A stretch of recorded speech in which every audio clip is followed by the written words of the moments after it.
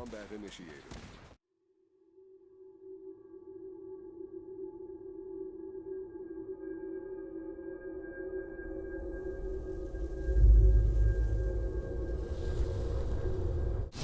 Welcome, Vault Dwellers, to Fallout 4.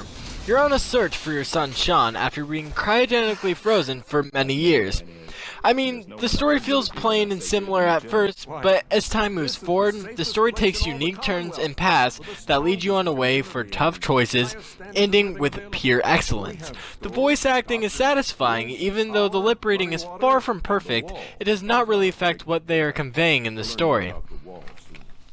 Luckily in Fallout, you can now sprint, as well as using melee with a weapon in your hand, and if you're in stealth mode can cause for unique opportunities. Looting is now easier than ever. All you have to do is look at the object to see what is contained within.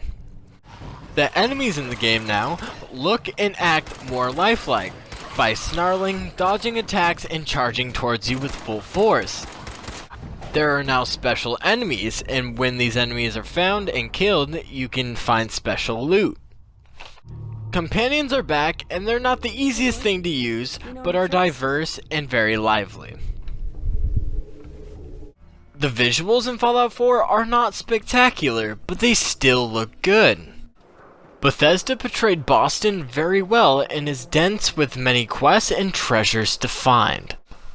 Fallout introduces something completely new. It's called your Sanctuary, where you'll be providing produce, defense, and shelter for yourself and settlers. The mode is easy to grasp and is hard to stop creating, till you run out of resources, of course.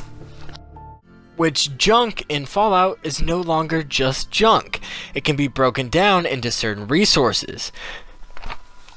You can customize your weapons in many different ways, which provides versatility for all styled players and is very fun to play around with.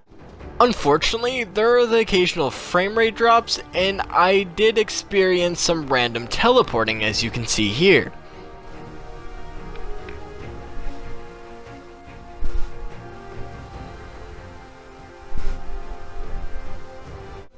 We also had a problem in our sanctuary when some lights might not emit light. Even if you have enough power and connectors for that light, it just really depends on how the light feels.